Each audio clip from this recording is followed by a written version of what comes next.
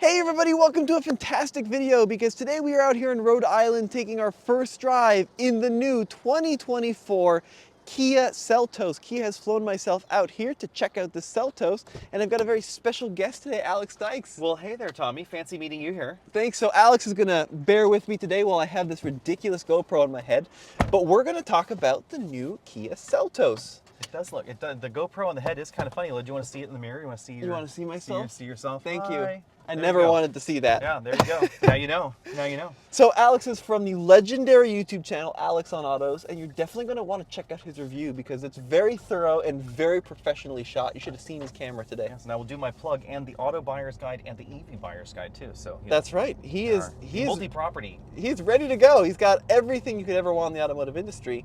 But Alex, let's take a quick discussion about this Kia Seltos. So what are some of the big changes for 2024? I mean, obviously the exterior changes, which they've probably already seen in your other video of Yep. the Seltos. So that, and we get the new interior layout here with the 2-screen setup. That's pretty darn cool. I do like Kia's new 2-screen thing. Very Mercedes, but obviously more affordable. Not curved technically. There's just more of a kink right there in the middle, and then 2 straight screens. Still pretty cool. And then we get the new engine and new transmission under the hood, but only in the turbo. So this is a 1.6 liter turbo, so same displacement as the previous model year. It's still a Gamma engine, but it's now the Gen 3. They've tweaked the turbo, the injectors, the valve system a little bit, and now it makes how much power? 195 ponies, 195 pound-feet. Pretty good. Yeah, so it's about 20 more than the old 1.6, but the big news is they got rid of the dual clutch 7-speed and have transitioned now to a torque converter 8-speed. Yeah, do you like that or not? I am a huge fan of that. So I was always in that camp that like the dual clutch 7-speed at low speeds felt a little jerky, right? A little hard to control in parking lot maneuvers if you weren't quite used to it. The torque converter drives like any other torque converter. Yeah. Smooth delivery of torque from a stop. Not quite as fast to downshift, not quite as quick on the road, but Alex, you were actually you didn't mind the 7-speed. I didn't mind, and I'm a little bit more conflicted. I'm filled with a little bit of sadness, not a lot, but a little bit of sadness because that 7-speed was really quick shifting, and as far as DCTs go, it has a solid feel. Not as good as their 8-speed DCT, the wet dual clutch one that they have in other vehicles. Also, the fuel economy was better, 3 better on the highway, 1 better combined than this. Yeah. But for the average shopper, this is probably the way to go. And, not that this vehicle is designed to go hit the Rubicon Trail, but if you want to do a little bit of light off-roading, this torque converter is going to be a little better. It's a good transmission. Like, Yeah. it's smooth. It's the whole car feels a little bit smoother, a little bit more refined than the old one. They've added more sound deadening, right? Yep, so it's definitely a little quieter in here than before. And this has 235 with tires on it, which makes that quieter cabin more impressive, since something like a Crosstrek, the bestseller in this segment, 225 is as wide as you can go. And there are a lot of options that are around 205, 195, so definitely some skinny tires out there. Well, let's talk a little bit about the competitive set, because this is a huge segment. So we've got the Kona, right, the sister car, Corolla Cross, you mentioned the Crosstrek, Ford has some offerings, Jeep has an offering. Yeah. I mean, it's enormous. This is a really jam-packed segment, and the pricing is all over the map, so slicing and dicing really thin, mind you. We've got to keep the segment as small as possible. I would say it's Crosstrek, HRV, Corolla Cross, and then maybe a few other Kona and a few other options out there. Something like a Chevy Trax, fantastic, I think, in the new version. Significantly less expensive than this, no all-wheel drive, so more of a sole competitor. One of the benefits of this car in the segment is actually that engine we just talked about. So that turbocharged engine delivers a lot of power, 195, which is pretty good for the segment. No hybrid system, which you can get on vehicles like the Toyota. So everyone's going for a slightly different dynamic, right? And you've got, the Honda, HRV. In this segment, I think for me, this vehicle is certainly towards the top. Yeah. I think it offers a lot of great features. I think it's pretty well priced. Fully loaded is 32 and some change in this car, right? Exactly, yeah. 32-inch change, including destination, is as high as you can go. This one's not quite the fully loaded one because it doesn't have the power hatch, doesn't have the moonroof, or the ventilated seats, all of which are available, which is a nice touch. And it really compares quite well against the big players. It's actually less expensive than the top-end version of the Crosstrek at the moment, with more power and better performance under the hood. Yeah. I am intrigued by Kia's approach here because they've got Soul, Seltos, Niro, and there's another one in there somewhere, basically in the same subcompact area. So if you want the hybrid, there's the Niro. If you want boxy practicality, there's the Soul. If you want all-wheel drive, there's this.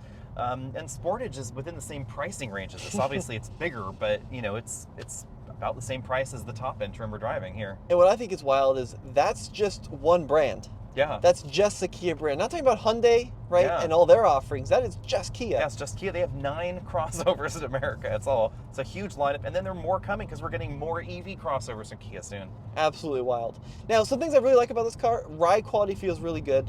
So we've got new wheel designs across the board. This was rolling on an 18-inch wheel.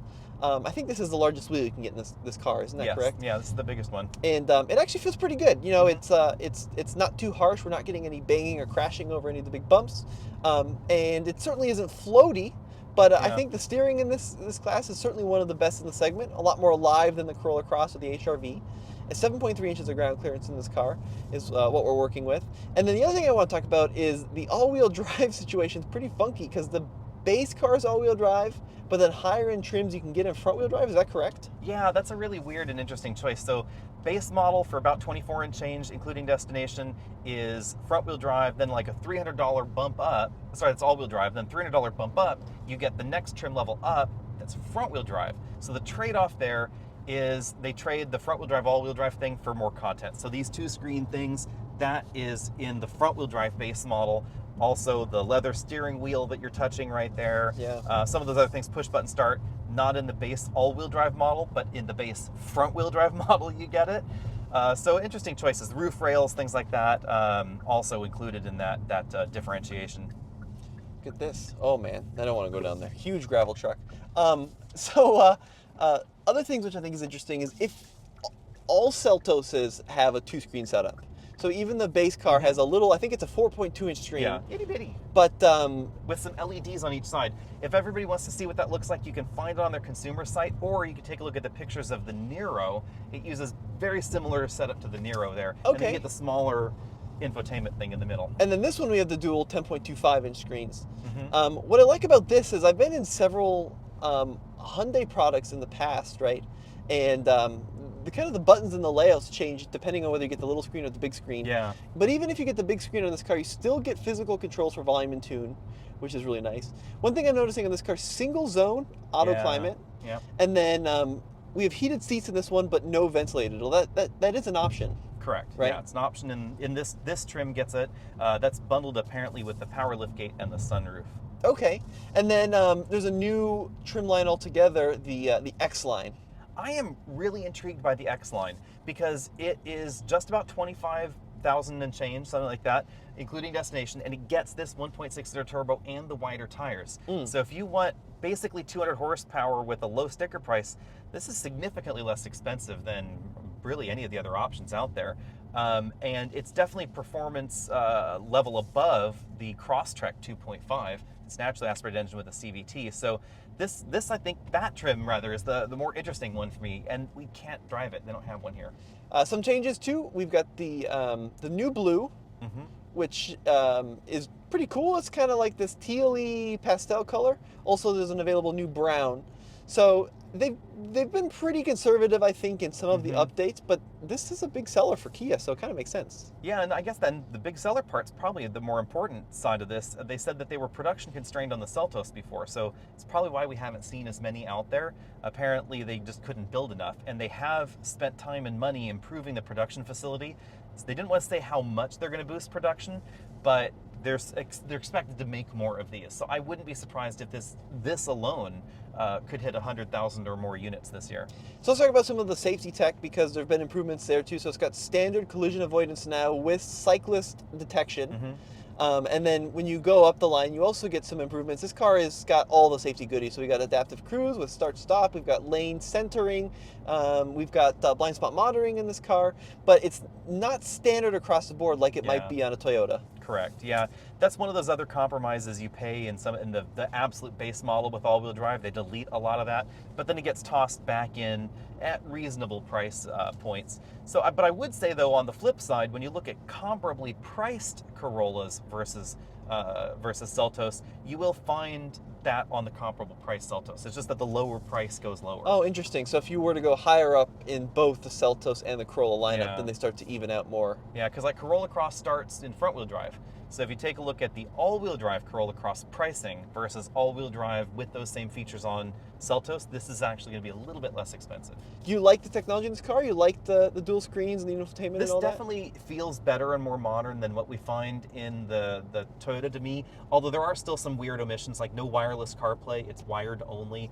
This display does change themes, and we can cycle through them here if I can track down that little option, but it's not as adjustable as some. I mean, it's not like going to be a Mercedes with their LCD, even though they have copied the format. You get a few different looks, which are kind of cool, some sporty ones, some Look at that. dials. I kind of like this sort of country farm sort of theme there. It's very relaxing. And you were saying too that the actual display changes with the time of day. Is that correct? Yeah, so the cloudy sky will turn into a nighttime sky at night. It's kind of nice. Oh, that is kind of nice, yeah. And I like the steering wheel, the leather wrap one. I would probably avoid the LX just because I'm not a big fan of the plastic wheels. Yeah, not a big fan either. But yeah, I mean, 26.6 cubic feet of space in the trunk. Pretty good back seat with air vents, which is something the Crosstrek doesn't offer. Yeah, at any price point. Yeah, at any price point, which is good. And a really competent ride and handling setup. It's here, I'll turn left on this road. We'll see where this goes. We're kind of exploring Newport here. It's a beautiful part of Rhode Island. This might be someone's driveway. It says it's Indian Point Road, so yeah, we'll not a driveway. see where it goes. Okay, so let's just do a quick acceleration. See how it goes. So not bad off the line. Oh yeah, much better. One thing I'm noticing too is the older dual clutch. I don't know if you noticed this too, Alex. It was really slow off the line. So until you could get that full clutch engagement, it was pretty slow. And we'll wait for this truck to go by, and we'll try out the turning circle here too. Yeah, I think he's done a good job. I mean, where would you rank this? Would you put this at the top of your list, or would you kind of put it in the middle in this class? I think keeping the price tag in mind, I would definitely put this towards the top. I think I like its style the most in this segment. A lot of the competition comes across as either a little bit boring or a little bit blobby somehow. A little blobby, yeah. Yeah, I mean, it's like some are just a little roundy, and just like the way, I mean, trying to shrink a manufacturer's design or enlarge it doesn't always work, that same design cue. Like the Corolla Cross looks kind of odd from some angles. It's this interesting mix of Highlander meets RAV4 meets Corolla. Yeah. Generally it works well, but on the hybrid, I don't like the front end design. I think the the Crosstrek is just a little boring. It looks very much like the outgoing one. All the Subarus look the same size. Nothing wrong with that. It's just not exciting. Sure. I think fewer people will love this design versus the Crosstrek design, but I like that it's more adventurous. Yeah, and I think that this is certainly better. My least favorite in this class is the Taos. I really don't like that 1.5 with the dual clutch pairing. This doesn't work for me. My favorite is probably this or the Corolla Cross, especially the hybrid we just drove. Hybrid, yeah. It's really pretty good. 50 miles per gallon is what we averaged on a road trip there in the Corolla Cross. It was fantastic. And I think both of us are in agreement that the new Konos, the look is a little blobby, as you'd say. Yeah. This is kind of more angular, squared off. Yeah. The one thing I will say, though, for Kia, the kind of defense of Kia, I guess, or Kia's defense play in this segment would be Corolla Cross hybrid's fantastic. And they're like, yep, we've got one of those. It's called a Nero. And guess what? You want to plug with it? We've got one of those, too. Because you can get the plug-in hybrid Nero. Oh, you want an EV? There's a Nero EV, too. We got one of those, too. You want a boxier thing that's even easier to park? We got a Soul for you. So they've kind of got all the bases covered, which is weird and different versus like Honda with the HR-V, where there's just the HR-V and there's just one engine, and that's all that Honda has in this segment. Yeah, so Kia's got a little bit of anything for everyone, right?